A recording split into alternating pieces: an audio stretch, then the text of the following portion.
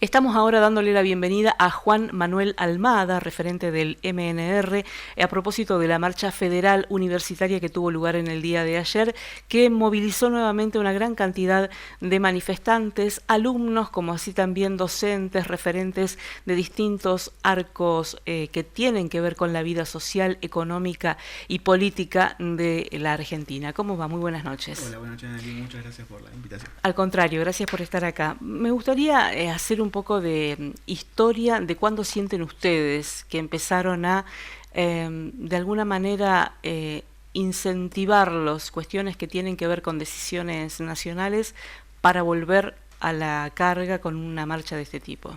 Sí, la verdad que es algo que se viene discutiendo y se viene viendo hace bastante tiempo.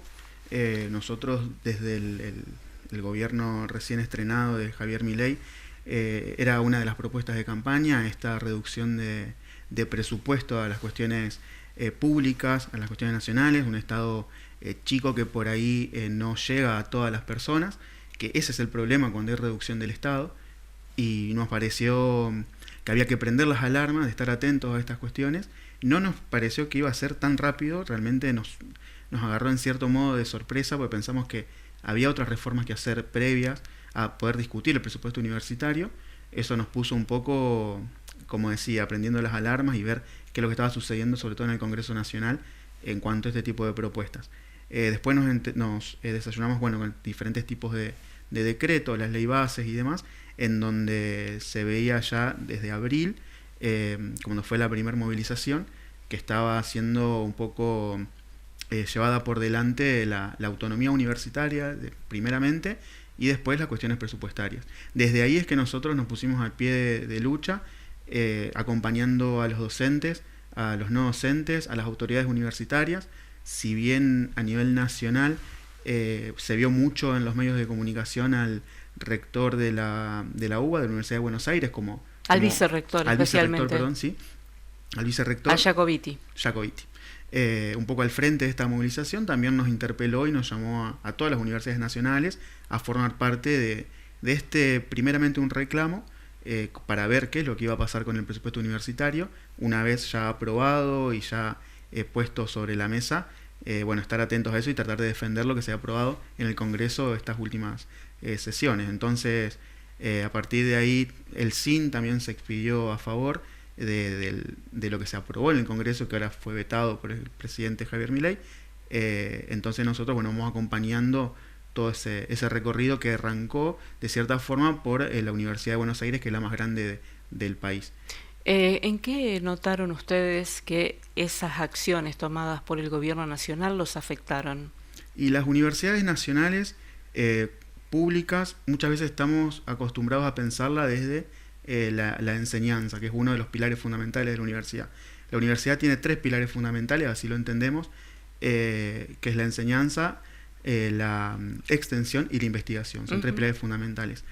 Las 3 patas, hoy, los 3 pilares, están siendo afectados directa o indirectamente. Desde la enseñanza, una cuestión presupuestaria, los docentes, hoy la mayoría, creo que el 60% aproximadamente, están por debajo de la línea de pobreza, cobrando solamente lo que perciben dando clases en universidades nacionales.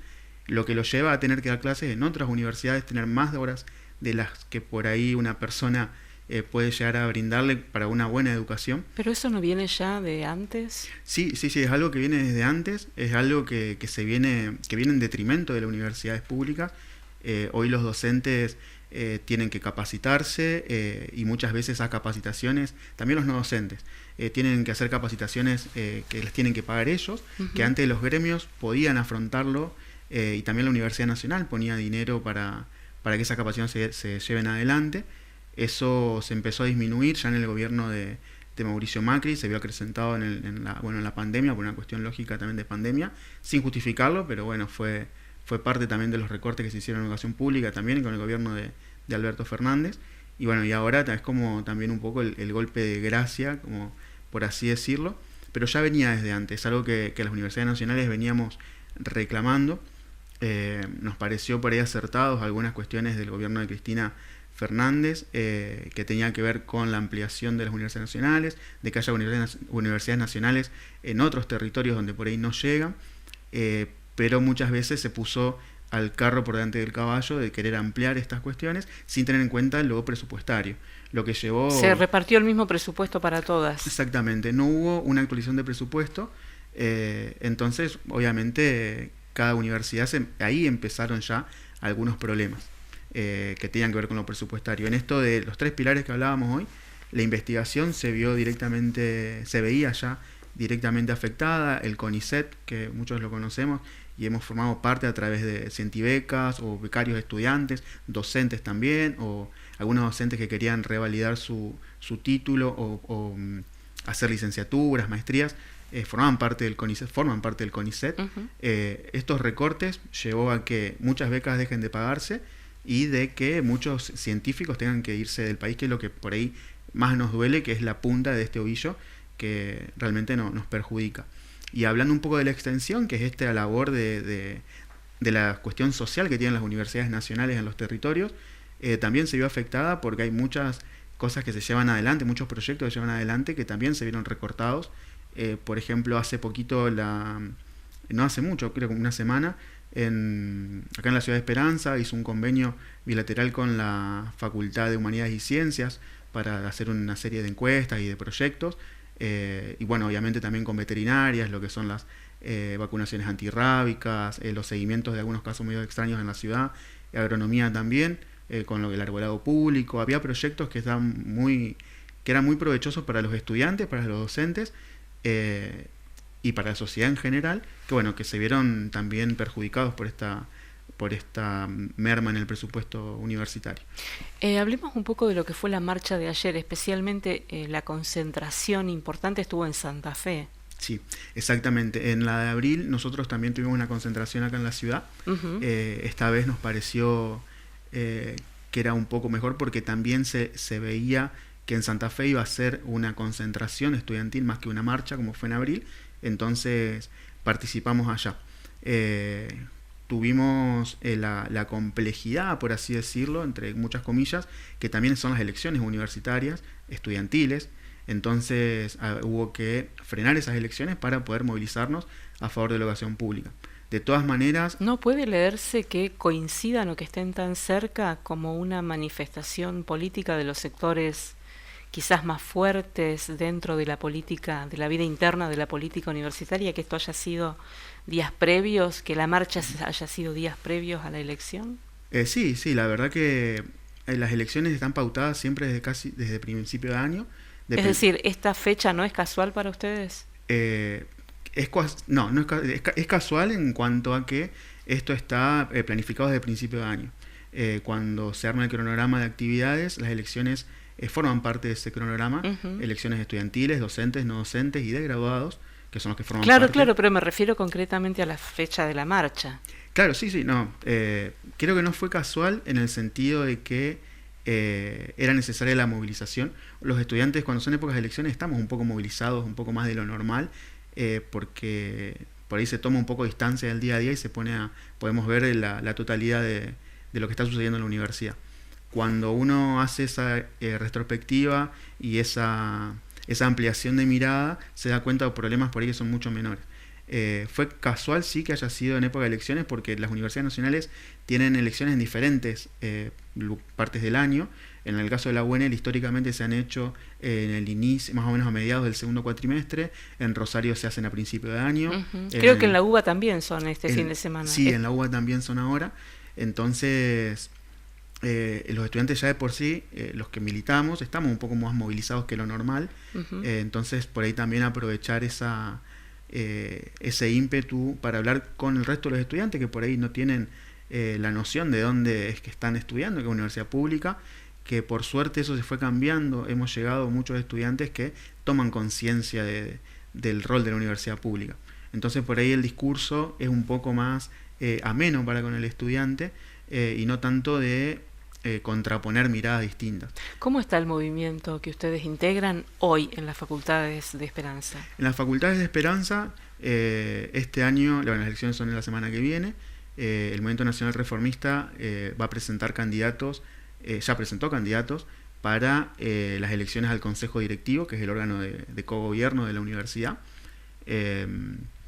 No así para centro de estudiantes, como históricamente lo venimos haciendo, por una cuestión de que nos interesa mucho más focalizarnos en estos órganos de conducción de la universidad, por todo la vorágine que se viene viviendo dentro de estos órganos de cogobierno. Nos parece más importante estar en esos lugares, no sin desmerecer el rol del centro de estudiantes, ¿no?, que es el órgano gremial del estudiante, pero hoy el MNR en Esperanza, la realidad es que ha habido un cambio generacional importante que no lo hemos sabido aprovechar.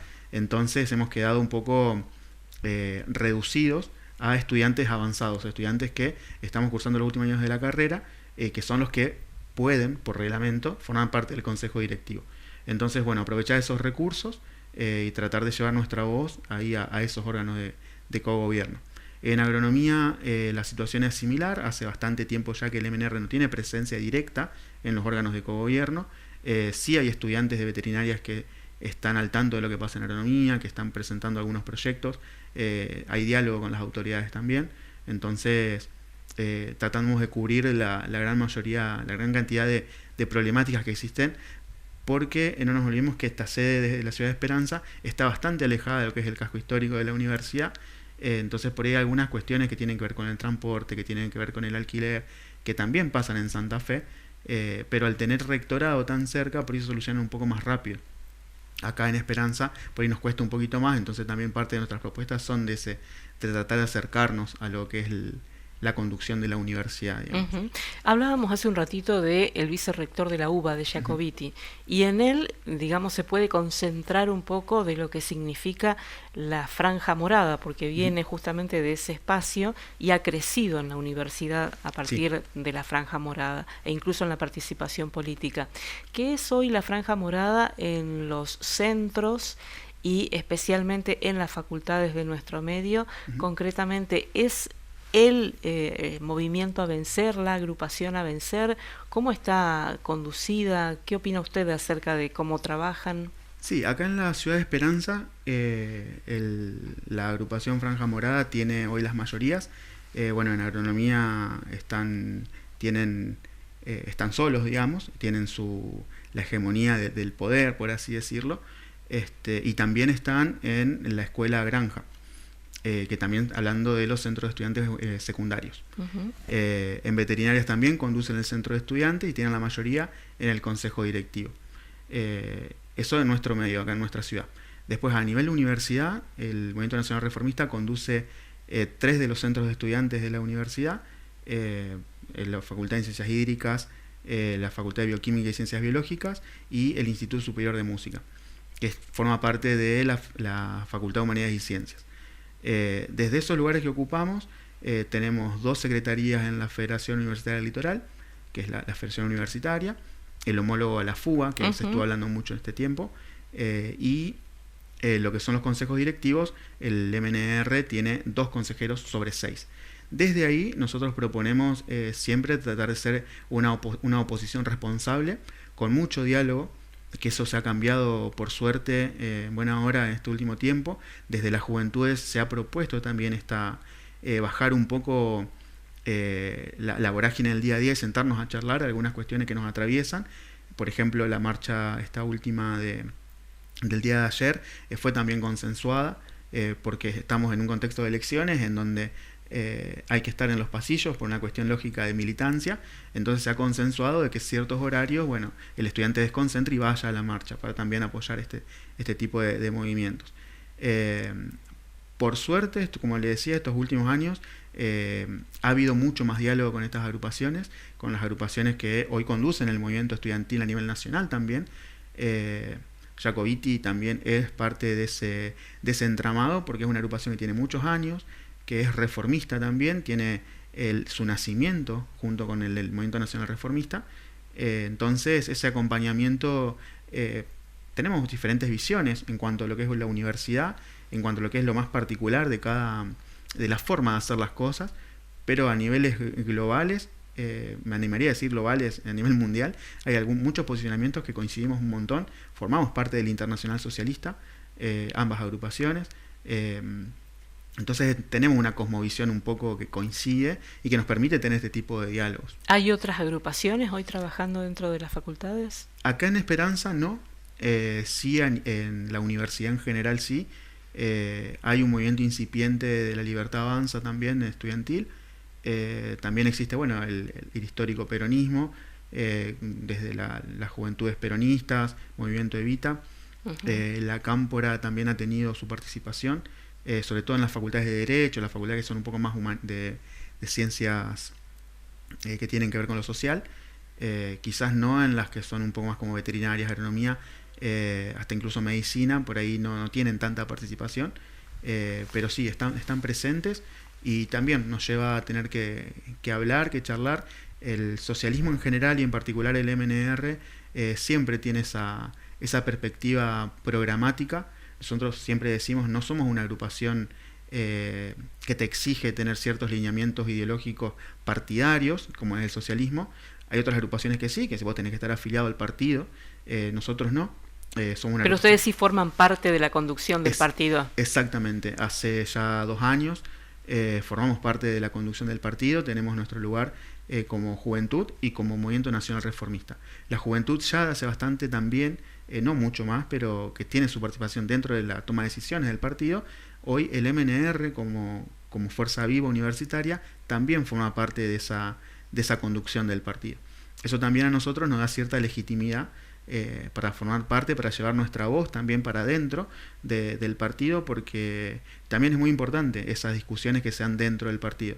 El socialismo ha tenido unos años bastante difíciles desde bueno, haber perdido, no haber ganado, no haber renovado la conducción del gobierno provincial. Si bien este último año hemos formado parte de un frente que nos ha llevado de nuevo a la conducción de la provincia, de un montón de distritos y también dentro de la Cámara de Senadores y Diputados de la provincia. Me parece que ha tenido también esos momentos donde, bueno, nos ha dejado Hermes Wiener y Miguel Lipchi, también de la manera en la que fue, que nos ha dejado un poco golpeados. Y bueno, tuvimos desde las juventudes, creo yo, esto es una opinión personal, hemos tenido la certeza de que con el diálogo se llega muchísimo más lejos, sin perder esta visión programática de juntarnos entre todos los partidos partidos y organizaciones que pensamos más o menos similar, haciendo hincapié en lo que coincidimos. Eso nos ha llevado a que hoy esté más activo y más vivo que nunca el frente en el que formamos parte. Y entonces, bueno, eso también nos da cierta tranquilidad de decir, bueno, vamos por el camino correcto en este diálogo constante que tenemos con las otras agrupaciones, en el caso universitario, y con otros partidos políticos, en el caso de lo que es lo de la ciudad, particularmente la provincia, y también a nivel nacional. ¿Qué se hace con el veto? ¿Qué van a estar mirando ustedes a partir de ahora? Y nosotros, justamente, esta última movilización en la ciudad de Buenos Aires también fue de cara al Congreso, no como en abril, que fue más de cara al Ejecutivo. Esta vez sabíamos que el Ejecutivo iba a vetarlo, porque de hecho lo adelantó. Bueno, hoy se hizo efectivo ese veto. Ahora es responsabilidad del Congreso de vetar el veto.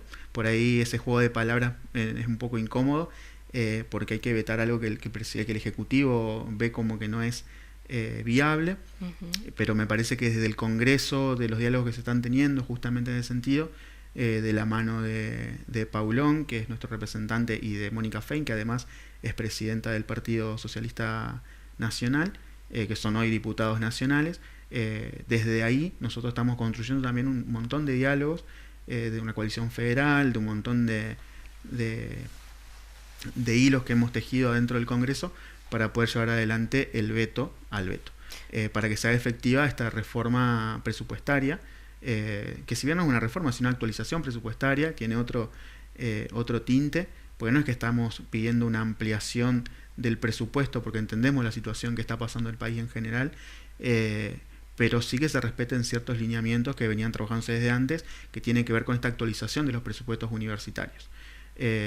Si bien el más perjudicado en cuestiones económicas termina siendo el docente y el no docente, que son los trabajadores que forman parte de la universidad, indirectamente y en muchos casos directamente, a través de las becas y todo este tipo de herramientas que no la universidad para poder formar parte de ella, también nos perjudica a los estudiantes. Muchas gracias, Juan Manuel. Muchas gracias, Juan.